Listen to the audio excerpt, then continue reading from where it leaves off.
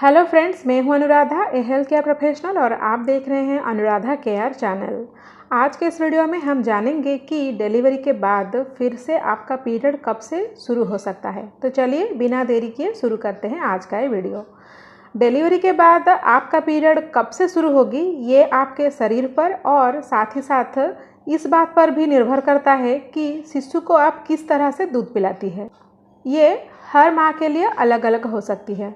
अगर डिलीवरी के बाद आप शिशु को ब्रेस्ट फीडिंग करा रही हैं तो आपका पीरियड्स देर से आने का चांस है। अगर आप शिशु को एक्सक्लूसिवली ब्रेस्ट फीड करा रही है, यानी कि अगर रात भर भी आपका शिशु जगता है ब्रेस्ट फीडिंग के लिए, तो आपका पीरियड आने में लगभग 1 साल भी लग सकता है। लेकिन अगर आप सिर्फ ब्रेस्ट फीडिंग करा रही हैं, वो भी दिन में, और रात में आपका शिशु सो जाता है और ब्रेस्ट फीडिंग के लिए बार बार नहीं जगता है, तो इस केस में आपका पीरियड्स 3 से 8 महीने के अंदर आ जाएगा। लेकिन अगर आप शिशु को ब्रेस्ट फीडिंग यानी कि स्तनपान नहीं करा रही है और आपका शिशु फार्मूला ले रहा है, तो इस केस में आपका पीरियड 6 वीक से लेकर 3 महीने में आ सकता है। यहाँ पर आप सोच रही होंगी कि ब्रेस्ट फीडिंग कराने पर पीरियड्स लेट क्यों आता है।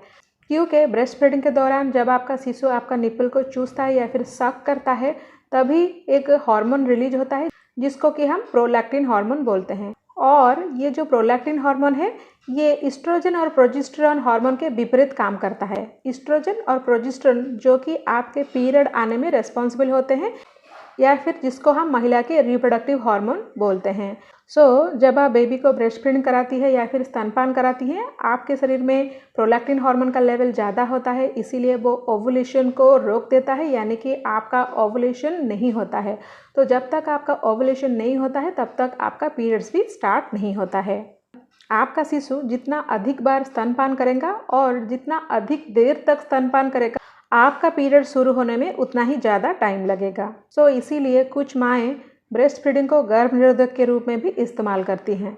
लेकिन हमेशा ये सही नहीं होता है, क्योंकि अगर आप बेबी को कंटिन्यूसली डे और नाइट ब्रेस्ट फीडिंग करा रही है तो ये कुछ समय तक सही साबित हो सकता है। लेकिन अगर किसी कारणवश या फिर बाय मिस्टेक आपने अपने शिशु को एक रात भी ब्रेस्ट फीडिंग नहीं कराया, तो ये आपके शरीर को पीरियड साइकिल या फिर माहवारी चक्र को शुरू करने को इंड्यूस कर सकता है। यानी कि माहवारी चक्र और पीरियड साइकिल को इंड्यूस करने वाली ईस्ट्रोजन और प्रोजेस्टेरोन हार्मोन को जारी करने के लिए ये संकेत भी दे सकता है, और आपका ओवुलेशन भी हो सकता है और आपका पीरियड्स भी आ सकता है।